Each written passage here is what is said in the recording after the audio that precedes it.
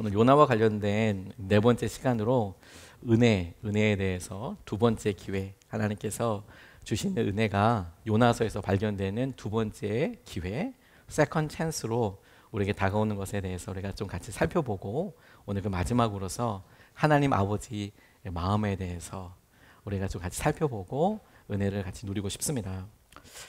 하나님께서 주시는 은혜는 우리가 언제든 다시 시작할 수 있는 또 다른 기회가 됩니다. 그래서 세컨 찬스라고 했지만 주님께서 우리에게 주시는 기회는 늘 두 번째 기회인 것 같아요. 한 번의 실패가 있을지라도 다시 기회를 주시고 다시 허락해 주시는 기회가 우리에게 있는 것이죠. 근데 이런 은혜는 우리에게 두 가지 시선의 차이를 가장 극명하게 보이는 그런 주제라고 싶습니다. 우리 개인이 은혜의 수혜자일 때는 어떤 것이든 너무 감사하죠. 너무 좋아요. 하지만 우리가 아닌 다른 사람들이 그런 은혜를 받는다라고 싶을 때에는 우리가 받을 때만큼의 기준보다는 좀 다른 시선과 기준이 되는 경우들도 있는 것 같습니다. 어떤 때는 이거 낭비 아니야? 우리한테는 한 번도 낭비라고 생각하지 않았던 기회와 재정과 사랑과 관심이 나 아닌 다른 사람들에게 이렇게 간다면 저거 특혜 아니야? 특혜도 은혜의 해자를 쓰잖아요. 근데 특별하다 해서 특혜, 나는 받지 못하는, 근데 저 사람에게만 있는 특혜 아니냐라고 우리는 그렇게 생각하는 경우들이 많이 있습니다. 그래서 공평하지 않은 거 아니야? 이제 이런 생각을 하기도 하지요. 은혜라는 말 자체가, 그 말 내용이, 정의 자체가 포함하고 있는 그런 의미 중에 우리가 할 수 있는 일이 그런 수준의 것이 없어요. 하나님께서 주권적으로 일방적으로 해주시는 그런 선물을 은혜라고 하잖아요. 그러니까 정작 우리가 할 수 있는 일이 없다 보니까 은혜를 바라는 사람들이, 내게도 그런 기적과도 같은 일이 있었으면 좋겠다고 간절히 바라는 사람들이 기다리다 지치고 실망해서 그 자리를 어느 순간에 은혜를 바라는 마음보다 자신의 열심과 노력과 자신이 한 일에 대한 결과, 공로라고도 부르는 일반적인 결과들로 채우려고 해요. 은혜를 구하는 것보다 열심과 노력이 점점 우리의 마음을 채워나가죠. 저는 은혜와 관련돼서 열심을 하는 것, 열심히 수고하는 것은 결코 작게 평가돼서는 안 된다고 싶습니다. 당연히 성실과 열심은 너무 중요한 것이죠. 다만 우리의 마음의 태도는 한번 점검해 볼 필요가 있다고 싶어요. 제가 시골에서 이렇게 목회를 할 때 밭에 가서 이렇게 일을 도와보니까 밭이 부들부들해요. 아주 소프트해요. 부들부들해요. 그래서 뭐라도 이렇게 심어지면 싹이 날 때, 뿌리가 돋을 때 아주 부들부들한 그런 흙이 좋습니다. 그런데 추수할 즈음 돼 가서 이렇게 보면 태풍도 몇 개 지났을 거고 장마도 지났을 거고, 그래서 열매를 맺고 거둘 때 즈음에 가서 이렇게 보면 땅이 제법 딱딱해져 있어요. 단단해져 있어요. 사람들이 밟아서 단단해질 수도 있지만 의외로 이렇게 있는데 이렇게 만져보면 단단한 부분이 있고, 또 진짜 의외로 손으로 이렇게 퍼석 잡았을 때 돌덩이처럼, 돌덩어리처럼 아주 굳어버린 그런 흙 덩어리라고도 하고, 그래, 덩어리 같은 게 있어요. 돌은 아닌데 의외로 굉장히 그냥 밭이었던 곳이 되게 단단해요. 단단해. 이렇게 던지면 혹은 힘을 줘서 이렇게 팍 부시면 다시 흙처럼 이렇게 퍼석 하고 이렇게 다시 흩어지지만, 처음에는 만져봤을 때보다 생각보다 굉장히 단단해져 있는 어떤 흙이라고 부르기 굉장히 애매한, 돌도 아닌 흙인 그런 덩어리들을 꽤 많이 보게 됩니다. 저는 은혜에 대한 우리의 마음 상태가 그런 것 같아요. 우리가 은혜를 수혜자가 되어서 누릴 때는 마음이 부들부들 아주 소프트합니다. 어떤 말이 들려도 다 수긍이 되고 그렇구나, 다 되지만 어느 순간에 이 은혜 위에 시간이 켜켜이 쌓이고 우리의 열심이 켜켜이 쌓이고 그 사이에 실망감도 있고 오랜 기다림도 있고 우리의 몸부림도 있다 보면 오랜 시간이 걸려서 흙이 돌이 되는 것처럼 우리의 마음도 어느 순간에 굉장히 굳어져 버리고 경직돼 버리는 거죠. 그런 마음을 율법적이라고 표현합니다. 은혜의 반대말이 정확하게 율법은 아니에요. 왜냐하면 율법도 하나님께서 우리에게 주신 굉장히 중요한 은혜의 통로이거든요. 또 다른 은혜의 모습이거든요. 하지만 율법과 율법적이라는 말은 좀 많이 차이가 있어요. 우리의 마음이 그렇게 굉장히 경직돼 있고 융통성이 없다, 이런 표현이 되니까요. 우리는 여러분, 우리의 생각에 다시 한번 우리가 어떤 시선으로 세상을 보고 우리 자신을 보고 우리에게 하시는 하나님의 마음을 접하고 있는지를 오늘 요나를 통해서 우리가 마지막으로 질문해 보고 같이 결론을 맺고 싶습니다. 오늘 본문 말씀에서 첫 번째로 우리가 주목하고 싶은 것은 은혜에 대한 이중적인 생각을 조금 더 깊이 질문해 보고 싶어요. 우리가 은혜에 대해서 우리가 누리게 되는 수혜자로서의 은혜, 그리고 다른 사람들에게 있는 공평과 때로는 부러움의 대상이 되는 은혜에 대해서 생각할 때 이중적인 잣대 생각이 솔직히 있더라라는 거죠. 1절, 2절 말씀을 보면 대표적인 은혜의 수혜자였던 요나가 이렇게 이야기합니다. 1절 말씀에 요나는 이 일이 매우 못마땅하여 화가 났다. 이 일이란 무엇이냐면 앞서 3장에 나와 있는 니느웨의 백성들이 요나의 멸망할 것이다 라는 예언을 듣고 회개하면서 하나님께서 니느웨를 멸망시키지 않으세요. 그러니까 이 일이란 바로 그 말을 지칭하는 것입니다. 이 일이 매우 못마땅하여 화가 났다. 누가? 요나가. 2절 말씀이 그는 주님께 기도하며 아뢰었다. 주님, 내가 고국에 있을 때에 이렇게 될 것이라고 이미 말씀드리지 않았습니까? 내가 서둘러 스페인으로 달아났던 것도 바로 이것 때문입니다. 하나님은 은혜로우시며 자비로우시며 좀처럼 노하지 않으시며 사랑이 한없는 분이셔서 내리시려던 재앙마저 거두실 것임을 내가 알고 있었기 때문입니다. 라고 이렇게 이야기하고 있습니다. 그가 지금 은혜에 대해서 자기가 받았던 은혜, 자기가 큰 물고기 뱃속에서 반드시 죽어야 될 그런 상황과 그런 환경에서 살아나왔지 않습니까? 근데 정작 그는 그런 은혜를 누린 사람이면서 지금 니느웨 사람들이 살게 된 이 일에 대해서 화가 난다, 이렇게 표현하고 있는 것이죠. 앞서 말씀드린 대로 은혜의 반대말은 흔히들 율법이라고 이야기하지만 율법적이 더 정확한 표현이라고 싶어요. 우리가 받았을 때의 그런 감사한 마음, 우리가 느꼈을 때의 가장 낮아진 겸손한 마음, 그런 마음으로 주위 사람들을 본다면 세상 미워할 사람이 없죠. 우리에게 두 번째 기회가 주어져서 그래서 다시 시작하는 거니까요. 그런데 어느 순간에 우리의 삶에 쌓여진 그런 켜켜한 그런 경험들이 우리가 다른 사람들을 향하여 다소 경직되고 나와는 다른 시선으로 보게 되는 것이죠. 이런 사람들이 말하는 이야기는 나는 이렇게까지 했는데, 나는 이런 일도 있었는데, 다시 말해 요나가 어쩌면 이렇게 생각했을 수도 있습니다. 나는 하나님 말씀에 불순종했다가 물고기 뱃속까지 갔다 왔는데, 나는 폭풍우를 만나서 죽을 뻔했는데, 물고기 뱃속에 들어갔을 때는 산다는 생각 못했는데, 난 이렇게까지 어려움을 당했는데, 니느웨는 회개 한 번에 끝나는 거야?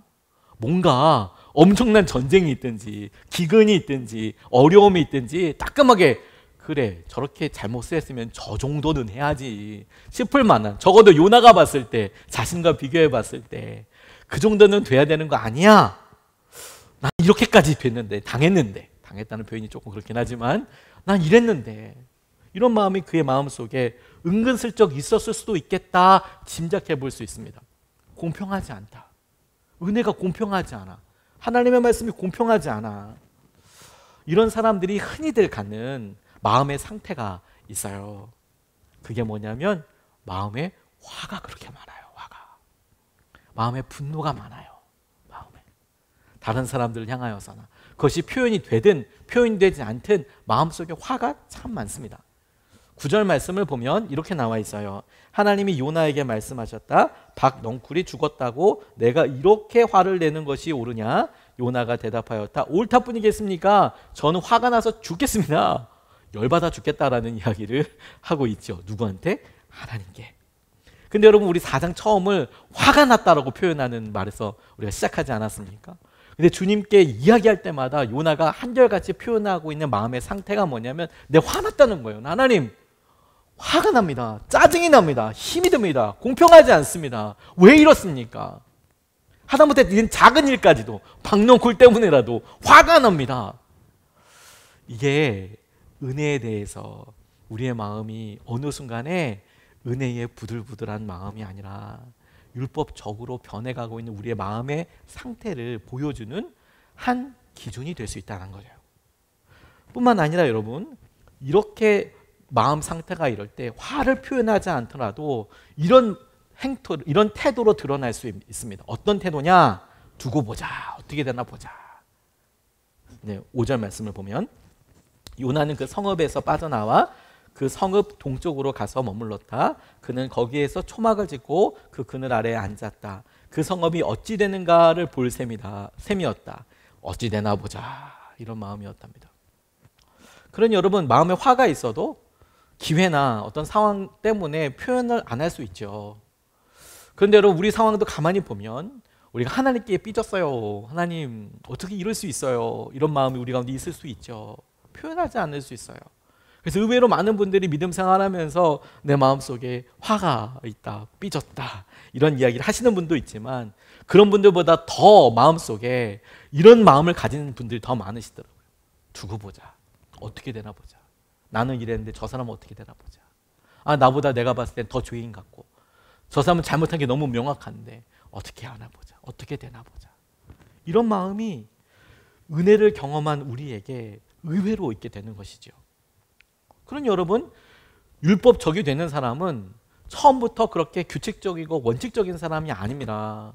원래 은혜를 경험했던 사람이 그 은혜가 지나고 나면 더 율법적으로 되기 쉽습니다. 율법은 다시 한번 말하지만 절대로 나쁜 말이 아닙니다. 원칙도 기준도 절대로 나쁜 말이 아닙니다. 오히려 우리의 사회에서 원칙은 참 지켜져야 될 중요한 규범이고 기준도 사회가 통합되는 데 있어서 먼저 선행되면 아주 좋은, 아주 중요한 질서의 통로입니다.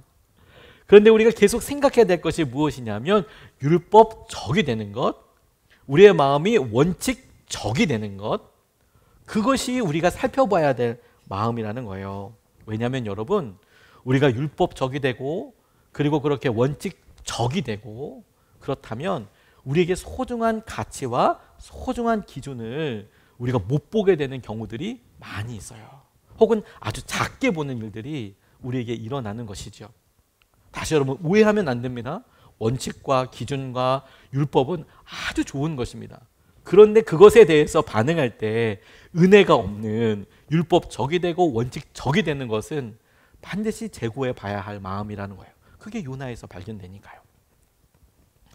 김영복 목사님이 쓰신 큰 지혜는 어리석은 듯하니 라는 책에 소개되어 있는 고상한이라는 분이 쓰신 태촌집, 조선시대 선비예요. 태촌집이라는 글에 유훈이라는 파트에 이런 이야기가 나온답니다. 홍사문의 모친 권씨가 부친상을 당하여 몸을 상하여 병이 위중하였다. 오빠인 권초계가 융통성을 발휘해서 고기를 먹으라고 권하니 답하기를 오라버니가 고기를 먹으면 저도 사양하지 않겠습니다 하였다.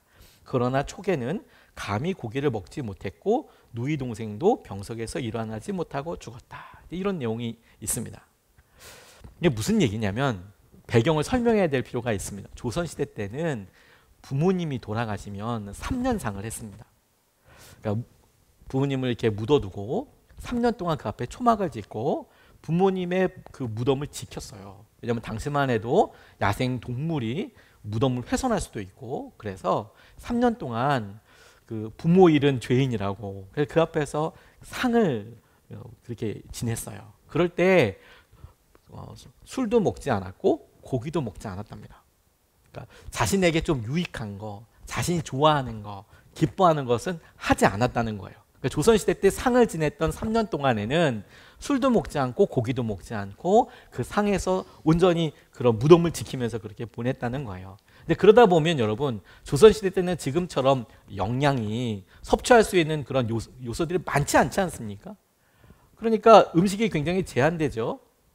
그래서 뭐 고기 같은 단백질이나 이런 것들을 먹을 수 있는 게 사실 통로가 그렇게 많지 않아요. 뭐 지금 같으면 뭐 고기를 안 먹더라도 물고기 먹으면 되지, 혹은 뭐 다른 여러 대체 뭐 이런 걸 먹으면 되지라고 싶지만 당신은 뭐 농사 짓고 거기서 나는 여러 뭐 먹거리들, 그리고 뭐 고기도 뭐 자주 먹는 것도 아니죠. 하지만 중요한 영양 공급원이죠. 근데 그걸 안 먹은 거예요. 그러니까 이런 상을 할 때, 3년상을 할 때 흔히들 사람들이 영양실조에 많이 걸렸대요. 일반적으로 영양실조에 많이 걸렸대요. 근데 영양실조 걸릴 때 여러분, 약은 딱 하나밖에 없습니다. 영양실조의 약은 뭐죠? 밥 먹으면 돼요. 밥을 잘 먹으면 돼요. 잘 쉬면 그게 약입니다. 지금 그 얘기입니다. 이 권초계라는 사람이 부친상을 당해서 그렇게 상을 치는 중에 3년상 중에 여동생도 그렇게 똑같이 한 거예요. 근데 여동생이 영양실조가 왔어요. 그래서 얘기한 거예요. 오빠가 야, 너 고기 먹어. 그랬더니 여동생이 뭐라고 이야기하냐면 오빠도 안 먹는데 내가 어떻게 먹어. 오빠가 먹으면 나도 먹을 거야. 그런데 이 오빠가 끝까지 안 먹었다는 거예요. 왜? 아버지 부친상이니까. 자신 양반이고 원칙을 지킨 거죠. 뭐 이게 나쁜 일인가요? 그런데 동생이 그렇게 있다가 버텨주면 좋을 텐데 그 상 중에 영양실조로 죽은 거예요. 그래서 이분이 나중에 이 초계가, 그 후에 초계는 늘 스스로 통한해하면서 슬퍼하면서 말하기를 내가 일찍이 고기 한 점을 먹고서 누이 동생을 구하지 못한 것을 후회한다. 대개 고기 한 점 먹는 것은 가벼운 일이고 누이 동생의 죽음을 구하는 것은 중요한 일이다. 평생을 그 일을 후회하면서 살았다는 겁니다. 다시 여러분, 부모님의 죽음을 안타까워해서 상을 그렇게 정성껏 치르는 것을 어떻게 나쁜 일이라고 하겠어요? 대단한 일이죠. 하지만 그런 원칙과 상황들을 계속 지켜나가는 것으로 인하여서 동생을 잃어버린 슬픔도 너무 안타깝지 않겠습니까? 그럼 여러분, 우리가 다른 세상을 볼 때, 사람을 볼 때, 우리 자신을 볼 때에도 우리가 은혜를 누리고 있는 그런 시선과 마음으로 보는 것, 다만 그게 아니라 율법적이고 그리고 원칙적이고 그렇게 딱 아주 격양된 그렇게 단단한 그런 마음으로 보는 것의 차이는 우리 마음속에 소중한 가치들을 잃어버릴 수 있다. 기회를 잃어버릴 수 있다라는 점에 대해서 우리에게 명확한 경각심을 깨어 있어야 한다는 것을 보여주는 거라고 싶어요. 지금 요나가 그렇잖아요. 요나가 죽을 뻔하다가 살아났잖아요. 근데 그는 지금 굉장히 율법적으로 보이지 않습니까? 대단히 원칙적으로 보이지 않습니까? 다시 말하지만 그의 그 마음을 폄하할 수는 없습니다. 하지만 안타깝게도 그가 보지 못하는 것을 우리는 적어도 말씀을 통해서 보게 되네요. 그가 못 보고 있는 것은 무엇입니까? 니느웨 사람들의 생명, 하나님의 마음을 못 보고 있는 것이죠. 은혜의 포용성도 잃고 율법의 경직성만을 유지하면 결국에는 후회할 일이 생기는 거예요. 우리도. 그런 의미로 여러분, 이 본문 말씀에서 우리에게 하나님께서 요나에게 다시 한번 주시는 은혜를 우리가 또 발견하게 돼요. 그에게 첫 번째 스페인으로 가서, 다시스로 가서 말씀을 전해라, 그가 하지 않았죠. 그래서 두 번째 기회, 세컨드 찬스를 주셨어요. 다시 말씀해 주셔서 여기 왔어요. 그런데 여전히 그의 마음이 아주 경직되어 있을 때 하나님께서는 또 세컨드 찬스를 주셨어요.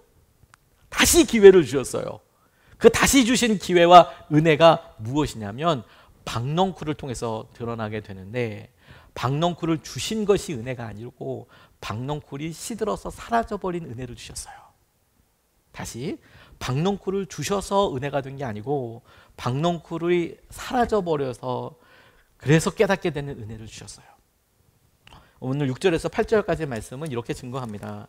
주 하나님이 박넝쿨을 마련하셨다. 주님께서는 그것이 자라올라 요나의 머리 위에 그늘이 지게 하여 그를 편안하게 해주었다. 박넝쿨 때문에 요나는 기분이 무척 좋았다. 그러나 다음 날 동이틀 무렵 하나님이 벌레를 한 마리 마련하셨는데 그것이 박넝쿨을 쏘라버리니 그 식물이 시들고 말았다. 해가 뜨자 하나님이 찌는 듯이 뜨거운 동풍을 마련하셨다. 햇볕이 요나의 머리 위로 내리쬐니 그는 기력을 잃고 죽기를 자청하면서 말하였다. 이렇게 사느니 차라리 죽는 것이 더 낫겠습니다. 이렇게 사는 죽는 것이 더 낫겠습니다 라고 이야기하는 그 이유는 뭐냐면 박넝쿨이 사라졌기 때문입니다.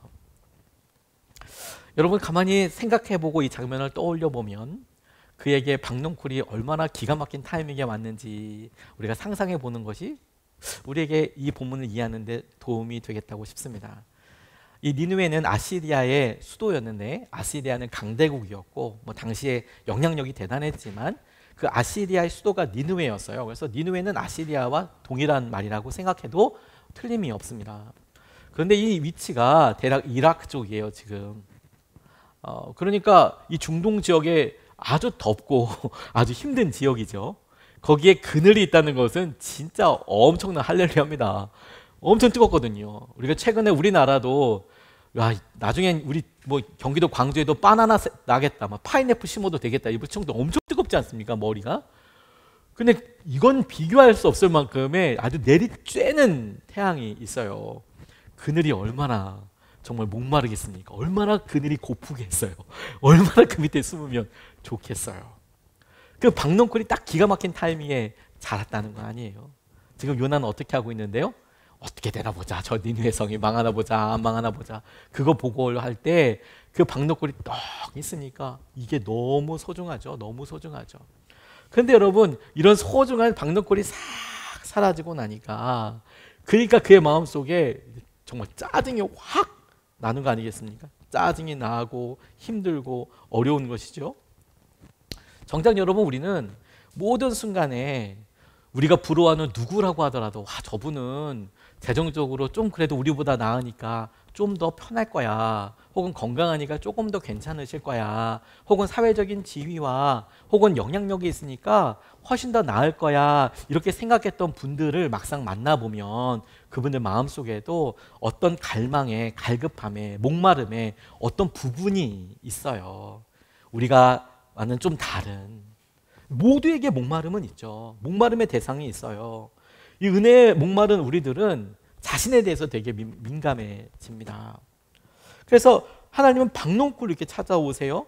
박넝쿨은 잠시의 편안함, 포기할 수 어려울 만큼의 기가 막힌 타이밍에 온다고 했잖아요. 때로는 우리에게 비교적 짧은 시간에 건강이 있기도 하고, 재정적으로 조금 더 넉넉하기도 하고, 부유하다고는 할 수 없지만 그래도 걱정하지 않는 시기가 있을 수도 있고, 때로는 좋은 관계일 수도 있고, 때로는 우리 자녀들에 대해서나, 때로는 우리 직장에서 어떤 프로젝트를 한다거나, 혹은 어떤 진급의 어떤 순위가 돼서나, 혹은 진급 과정에서 좋은 평가를 받는다거나, 박넝쿨은 기가 막힌 타이밍에 우리에게 이렇게 옵니다. 그런데 여러분, 그 박넝쿨이 우리에게 가르치고 표현하는 중요성, 너무 달콤하고 좋지만, 근데 가만히 한번 우리가 한 걸음만 뒤로 떨어져서 중요도를 한번 생각해 보는 거예요. 그 박넝쿨이 우리에게 참 좋지만 지금 사람이 죽고 사는 문제, 한 도시가 사라져 버릴 수 있는 문제, 심지어 한 나라가 없어질 수 있는 문제와 비교할 수 있을 만큼은 아니지 않습니까? 솔직히. 근데 우리가 실제 우리 삶에서는 아이러니하게 어떻게 느껴지는 줄 아십니까? 우리 머리로는 너무 클리어해요.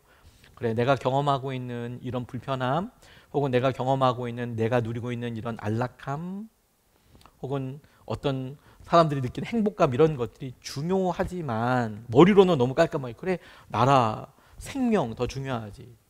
그런데 여러분, 아이러니하게도 실제 삶에서 우리가 직면하는 문제, 박넝쿨이 사실 우리는 더 간절해요. 그게 다른 나라 이런 거 잘 그렇게 큰 문제가 아니게 느껴져요. 솔직히 내게 당면한, 내가 지금 생각하는 건강의 문제, 우리 자녀들이나 지금 내가 뚫어야 될 이 재정적인 위기, 지금 넘어가야 될 갈등의 여러 상황들, 이 박넝쿨이라고 얘기하지만 감히 박넝쿨이라고 이야기할 수 없을 만큼의, 주님 이것이 니느웨가 망하는 것보다 더 중요해요 라고 이야기하고 싶을 만큼의 마음의 그런 내용이 우리에게 사실 가득하거든요. 그런데 여러분, 우리가 착각하는 게 있어요. 우리는 지금 조금 편안하고, 조금 가려져서 시원하고, 조금 넉넉하고, 우리의 마음에 좀 여유가 있고, 그래서 생각해서 이 박넝쿨이 하나님이 주시는 은혜라고 착각해요. 아니에요, 여러분. 진짜 은혜는 뭔지 아십니까? 이 박넝쿨이 시들어서 사라지는 게 은혜예요. 감사하거든요. 왜? 오히려 박넝쿨이 사라져서 하나님의 은혜를 새롭게 깨닫게 되고 새롭게 붙잡게 되거든요. 박농쿨 때문에 몰랐던 것, 잊어졌던 것들, 무덤덤해졌던 것들을 막상 자신의 조금이지만 불편한 아주 실존적인 어려움 때문에 하나님의 은혜를 다시 떠올리게 되거든요. 여러분 얼마나 감사한 일입니까? 첫 번째로 하나님께서 은혜를 깨닫도록 기회를 주신 것이 얼마나 감사해요. 오히려 요나를 보고 야, 네가 물고기 뱃속에서 들어갔다 나왔는데 정신 못 차렸네. 근데 하나님께서 뭐하러 요나를 설득하고 요나를 다시 이해시키고 뭐하러 그래요? 근데 하나님께서 박농쿨을 어쨌든 사용하셔서 은혜를 깨닫도록 그에게 another chance를 주신 거잖아요. 또 다른 찬스를 주신 거예요. 정말 세컨 찬스를 주신 거예요. 두 번째 기회를 주셨어요. 감사하죠. 그냥 끝내버린 게 아니니까. 두 번째 감사한 차원은 뭐냐면 진짜 막말로 우리가 하나 앞에서 본 것처럼 요나 정신 못 차렸네. 물고기 한 번 더.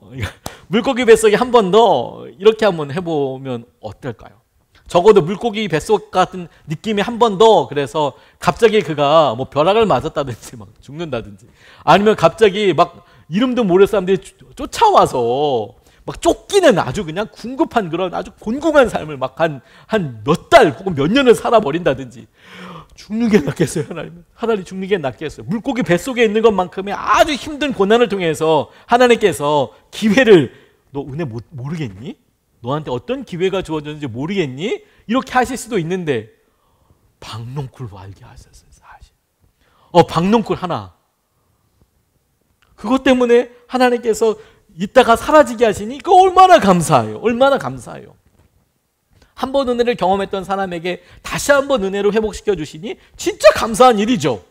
그러니까 진짜 은혜는 여러분 잠시나마 이 동풍이 불어서 막 덥덥하고 힘들고 하는 이런 사막과도 같은 우리 삶에 광야 같은 우리 삶에 잠시나마 박농쿨이 덮어졌던 순간이 은혜가 아니고 정작 그게 사라지고 나니 내 갈급함 가운데 하나님께서 내게 말씀을 걸어오시고 내가 내 삶의 실체와 내가 붙잡아야 될 것이 무엇인지를 알게 되는 것이 진짜 중요한 세컨 찬스 은혜이고 그게 기회인 거예요. 시골집에서 불이 나면 그 불이 난 것에 있어서 일단 제일 중요한 재산 목록을 갖고 나와야 되지 않겠습니까? 시골의 재산 목록은 소예요. 소. 우리나라 시골에서 제일 중요한 재산 목록은 소입니다. 외양간에 불이 나면 소를 끌고 나와야 되는데 힘으로 소를 끌고 나오는 거는 불가능하답니다. 여러분 소가 힘이 엄청 세요. 우리가 보기에는 이렇게 콧뚜레가 있어가지고 끌고 나오면 될 것 같지만 이 소가 고집으로 버티면 사람이 장정들이 뺄 수가 없대요. 이게 무게도 대단하고 고집도 대단해서 불이 나면 외양간에서 소가 절대로 안 나온답니다. 그럼 냅둬요 여러분? 그럼 죽잖아요. 그런데 이 꿈쩍도 하지 않는 소를 밖으로 아주 신속하게 끌어낼 수 있는 방법이 있대요. 그게 뭐냐면 소의 여물통, 먹이를 이렇게 놔두는 곳을 여물통이라고 하거든요. 소의 여물통을 그냥 엎어버리는 거예요. 소가 보는 앞에서 소의 여물통을 그냥 엎어버리는 거예요. 그러면 신기하게도 소가 이곳에 이제는 소망이 없구나. 여물통이 엎어졌잖아요. 이곳에는 더 이상 내가 먹을 것이 없구나 이렇게 생각하는지 지발로 밖으로 나온다는 거예요. 힘으로 아무리 끌고 막 불이 나가지고 위험하다고 막 주인이 아무리 그래도 끄떡도 안 하는데 여물통을 확 엎어버리면 그러면 소가 여기 소망이 없구나 그리고 지가 알아서 나온다는 거죠. 여러분 우리에게도 다 그렇지 않습니까? 우리가 얼마나 고집이 센지 웬만한 고난 가지고는 까딱하지 않죠. 떡 힘주고 이제 불타서 죽어가는 외양간에서 난 여기서 불사하리라 막 이러고 있는 거죠. 막. 그래서 하나님께서 가끔 우리의 여물통을 엎어버리세요. 고난을 더하시죠. 흙이 1년만 지나도 그 부들부들하고 비료가 있어서 좋았던 흙들이 1년만 지나도 뿌리들이 그 영양소를 빼먹고 사람들이 밟고 삼진성들이 밟고 그래서 단단해지잖아요. 그래서 1년에 한 번씩 뭐 하는지 아십니까? 쟁기로 그것을 그냥 갈아엎어요. 쟁기가 하는 일은 되게 단순해요. 그냥 이렇게 막대기 하나가 쑥 땅 밑으로 들어가서 끌어당기면 뭐 트랙터든 뭐 소가 끄는 쟁기든 똑같아요. 원리는 그냥 쑥 끌고 가면 밑에 있는 흙이 그냥 이렇게 뒤집어지는 거죠. 굳어 있지 않고 부드러워지는 거예요. 우리의 마음이 언제 부드러워지는지 아십니까? 고난의 쟁기가 우리의 마음속에 쑥 들어와서 길게 끌고 가요. 그럼 아주 단단했던 우리의 마음이 은혜를 누렸지만 그동안의 사연과 그동안의 열심과 그동안의 시간과 그 다음에 소위 우리가 가질 수 있는 모든 것들로 그 무게로 마치 진흙이 사암이 되고 이암이 되는 것처럼, 퇴적암이 되는 것처럼, 머드가 락이 되는 것처럼 우리의 마음이 은혜에서 율법적으로 변해져 있거든요. 그걸 주님께서 노릇노릇하게 녹이시는 방법은 박넝쿨이더라고요. 박넝쿨을 주셔서가 아니라 박넝쿨이 사라져서. 스페인 곧 다시스로 가는 배에 올라 하나님의 얼굴을 낯을 피하려고 했던 때나, 이제 니느웨에 이제 어떻게 됐는지 한번 봐보겠다고, 두고 보겠다고 초막을 짓고 화가 나 지켜보고 있는 요나는 적어도 하나님과의 마음의 거리만큼은 저는 아주 멀리 있는 것에 틀림없다고 생각합니다. 니느웨는 가기 싫어요. 하나님, 나 스페인으로 다시스로 갈 거예요. 그래서 하나님의 얼굴을 피해서 배를 타고 욥바항에서 다시스로 스페인으로 가는 배를 탈 때에 하나님과 요나의 마음의 거리 가깝진 않았을 거예요. 하지만 지금 니느웨에 하나님 말씀 전해서 듣고 왔지, 전화로 왔어요. 하지만 멸망하지 않아. 내 이거 어떻게 되는지 볼 거야. 내 진짜 그러면서 지켜보고 있는, 어떻게 되나 보자 하는 화를 내고 있는 이 요나의 마음과 하나님의 마음과의 거리는 어마어마하게 멀 것 같습니다. 아니, 오히려 저는 지금 이 니느웨에서의 마음이 어쩌면 하나님과 더 마음의 거리가 더 멀고 길게 떨어져 있는지도 모른다라고 생각이 들어요.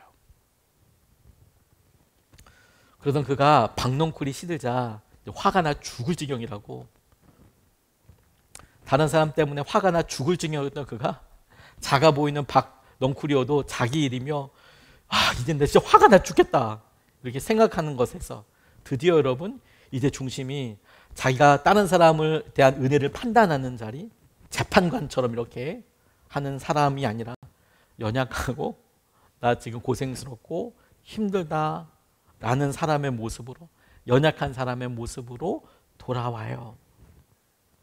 그래야 하나님의 마음이, 하나님의 마음의 소리가 들려옵니다. 그렇게 돼야 겸손해져야. 저는 이 요나서의 전체의 주제가 이 하나님 아버지의 마음이라고 싶어요.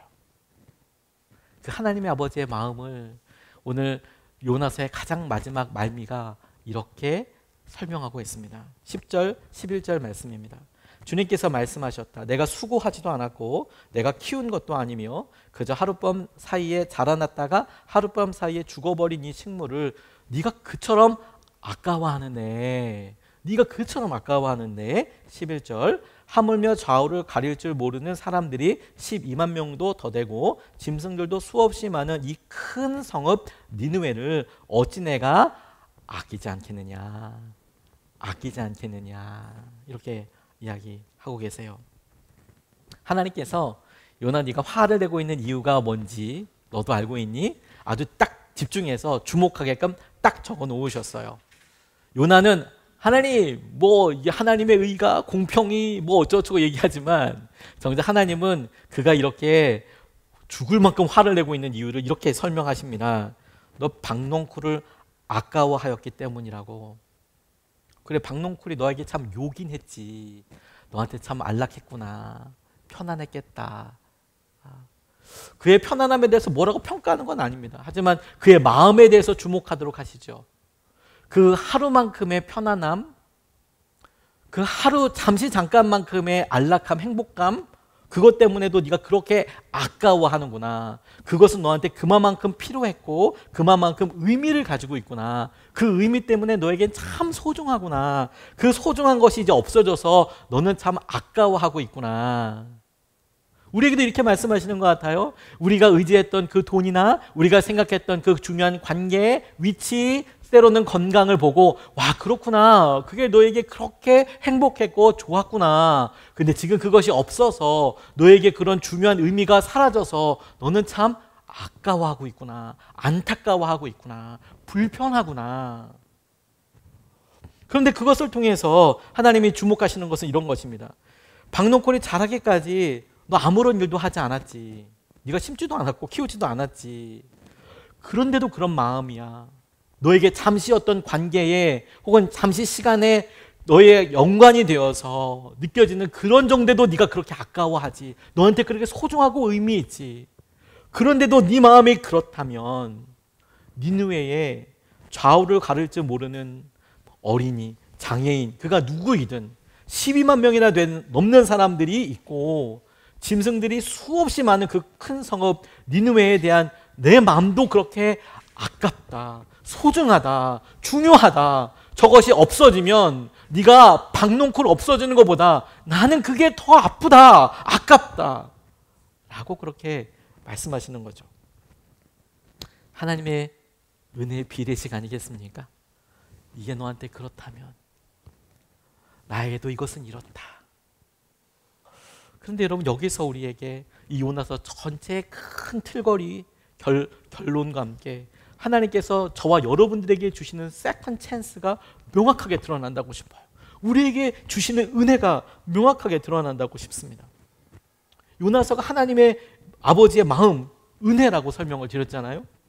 근데 여러분, 우리가 요나서를 다 정리해 보면 멸망을 향해서 나아가는 니느웨 사람들에 대해서 안타까운 마음을 가지셨어요. 아까운 마음을 가지셨어요.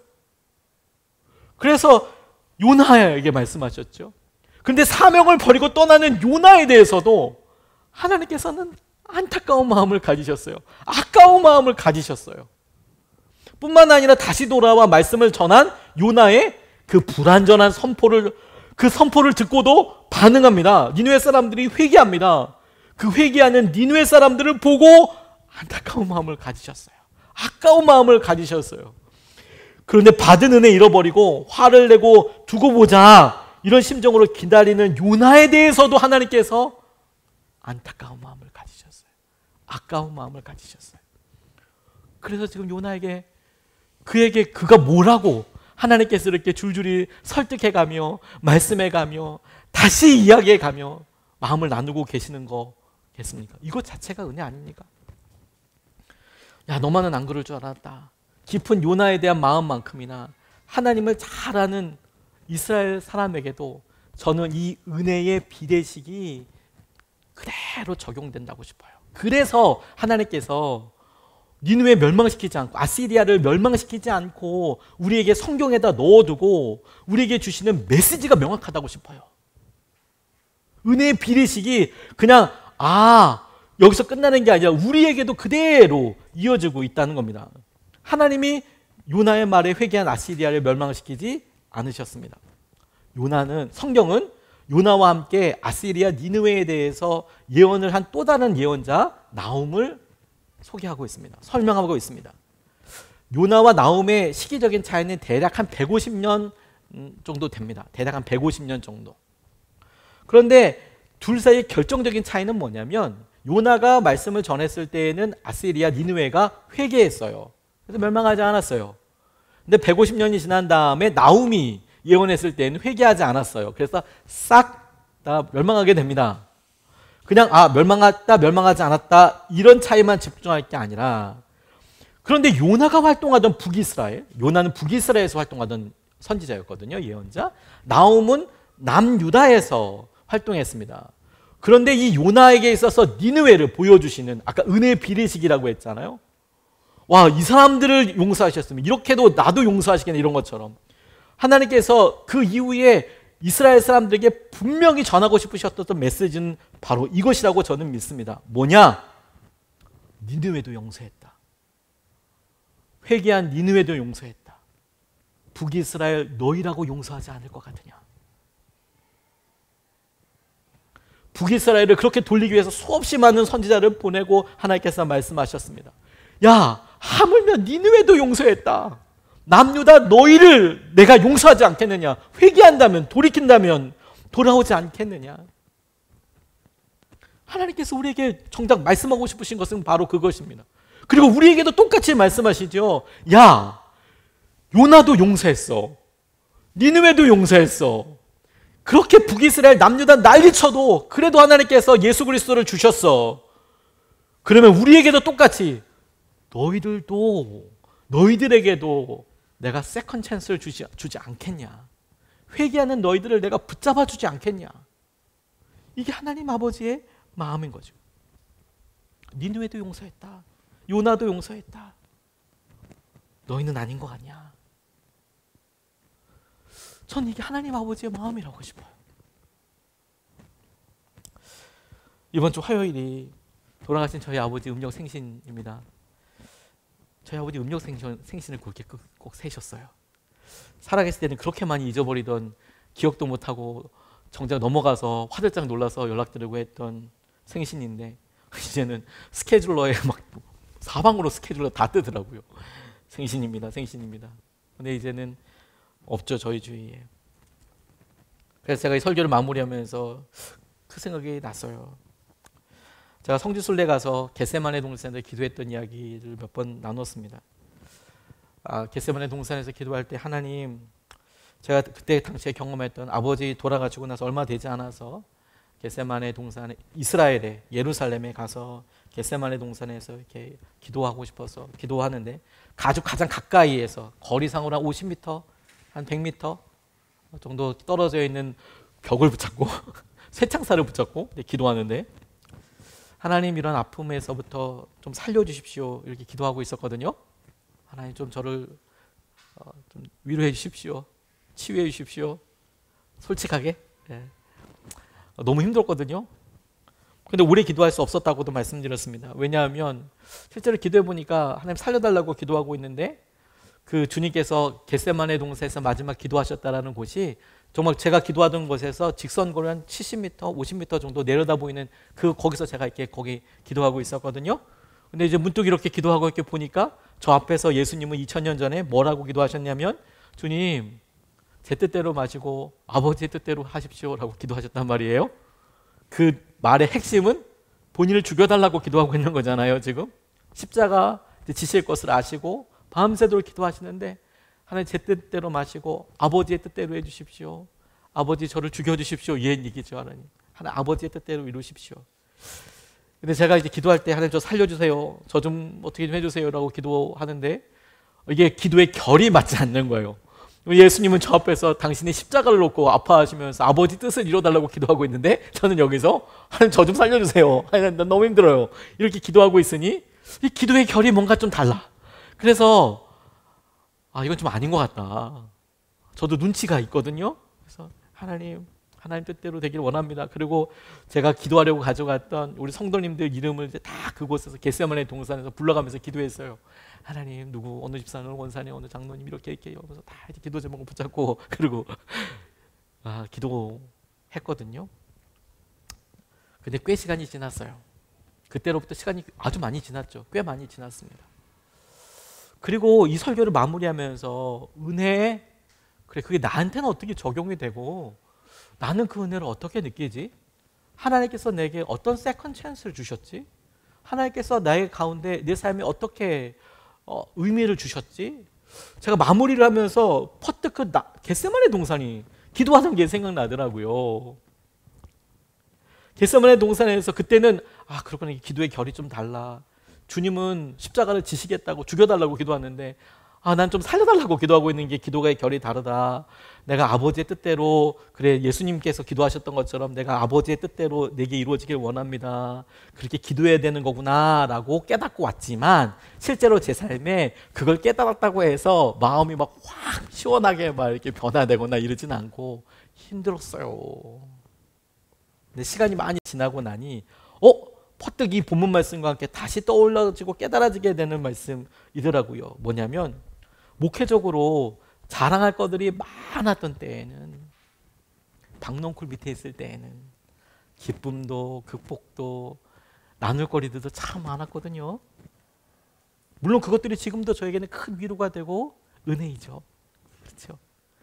교회 개척해서뿐만 아니라 하나님께 믿음을 써서 되었던 일들을 보면서 참 중요하고 기쁘고 이런 일이 많았거든요. 그런데 정작 나이가 들어가고 목회적인 연차가 깊어지고 여러 경험들을 만나면서 헤어짐이 너무 아프고 고난도 많아지고 어떤 때는 너무 힘들다라고 싶을 때도 있고, 그럴 때 저는 주님의 침묵의 깊이와 제 삶에 있는 우상들, 저의 연약함들, 내가 뭘 붙잡고 있는지, 뭐 때문에 웃고 울고 낙담하는지 아주 저의 진짜 모습을 적나라하게 마주하게 되더라고요.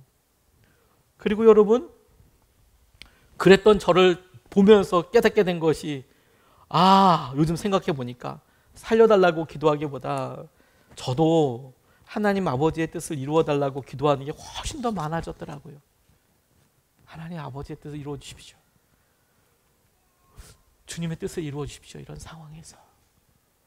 근데 그렇게 기도가 바뀌고 나니 제 마음속에 주님이 보여주신 진짜가 바로 이거예요. 뭐냐면 그런 마음에 주님의 마음이 조금 부어지더라고요. 주님이 어떻게 아까워하신다는 게 무엇인지, 주님의 사랑이 무엇인지. 우리가 자랑할 것이 많고 우리가 박넝쿨 밑에 있을 때는 그렇게 다른 사람들에게 있는 특혜, 은혜, 공평에 대해서 이렇게 생각했다면, 그래서 내 어떤 탁월함이나 이런 것에 주목했다면, 박넝쿨이 싹 사라지고 나니 나는 얼마나 연약하고 부족한가. 그런 가운데서도 하나님의 뜻을 생각하고 나니 제 마음속에 조금 깨달아지는 하나님 아버지의 마음, 그것만으로도 너무 감사하고 다시 시작할 수 있는 은혜가 되더라고요. 여러분, 사랑은 화폐가 있어서 바꿀 수 있는 등가의 가치가 있다면 사랑은 사랑하고만 바꿀 수 있는 거예요. 이게 페어한 거예요. 사랑은 돈으로 바꿀 수 있는 게 아니고요. 시간이 대신한 것처럼 표현은 하지만 아니요, 사랑은 사랑하고 바꿀 수 있는 거예요. 하나님 아버지의 마음도 마찬가지입니다. 하나님께서 우리에게 요나를 통하여서 보여주시는 세컨드 찬스, 포기하지 않으시고 주시는 하나님 아버지의 한결같은 마음, 니느웨를 보시고 멸망시키는 것이 아니라 그들에게 새롭게 해주시는 세컨드 찬스, 은혜를 보시며 주시는 하나님 아버지의 마음 뿐만 아니라 우리가 힘들고 어렵고 낙담할 때 그대로 버려두고 내비두는 것이 아니라 다시 한번 붙잡고 주시는 세컨드 찬스, 하나님 아버지의 마음은 우리가 그래 내가 또 열심으로 노력으로 뭔가를 해보겠습니다 해서 우리의 은혜 위에 또 뭘 쌓아서 돌덩이 같은 뭘 만들어 가려고 노력하는 게 아니라 다만 그저 그 기회를 하나님께 올려드려서 하나님이 우리를 온전히 다스릴 수 있도록 하나님 아버지의 마음에 대하여 솔직한 우리의 마음으로 반응하는 것밖에 없어요. 하나님이 우리를 사랑하신다니 하나님 우리도 하나님 마음으로 사랑합니다. 하나님 다시 한번 주님의 마음을 내가 율법적이고 원칙적이고 그리고 경직된 마음이 아니라 은혜로 주님의 마음을 십자가를 바라보겠습니다. 주님 보신 눈으로 내 주위 사람들을 그렇게 봐보겠습니다. 하나님 다시 한번 내가 주님의 은혜와 뜻대로 살아보겠습니다. 우리가 어느 순간에 은혜의 주인이 되려고 하고 판단하려고 하죠. 아니요. 우리는 정말 연약하고 그리고 정말 낮은 사람들입니다. 주님은 그곳에서 우리의 은혜를 베풀어 주시는 하나님이세요. 오늘 우리가 여러분 이 요나서를 마지막으로 마치며 찬양하고 기도하고 싶은데 우리가 이 은혜를 꼭 붙잡을 수 있으면 좋겠습니다. 하나님은 오늘 이 예배와 오늘 이 설교와 이 네 번의 요나서 말씀을 통해 여러분에게 계속 말씀하시잖아요. 세컨드 찬스가 있어. 다시 시작할 수 있어. 다시 시작할 수 있어. 다시 하면 돼. 다시 시작하면 돼. 괜찮아. 다시 할 수 있으면 돼. 그리고 우리의 모습과 형편을 우리가 평가하지 않고 오늘 주님 마음으로 다시 평가하고 기도하면 좋겠습니다. 오늘 세 가지 나눔 제목 이렇게 한번 나눠보시면 좋겠습니다. 첫 번째, 당신이 경험한 하나님의 은혜를 나누어 보십시오. 혹시 다른 사람들 보고 나는 이렇게까지 했는데 혹시 이런 마음이 든다면 한번 그런 마음이 올라왔던 때가 있다면 언제인지 한번 나누어 보십시오. 두 번째, 당신이 소중하게 생각했던 박넝쿨은 무엇입니까? 그것이 사라져서 깨닫게 되는 은혜가 있다면 나누어 보십시오. 세 번째, 하나님은 당신을 사랑하시는 아버지이십니다. 아버지의 마음을 담기 위해 당신이 이번 주 실천할 수 있는 한 가지는 무엇인지 한번 나눠보시고 또 인터넷으로 설교 들으시는 분들도 한번 질문해 보시면 좋겠습니다.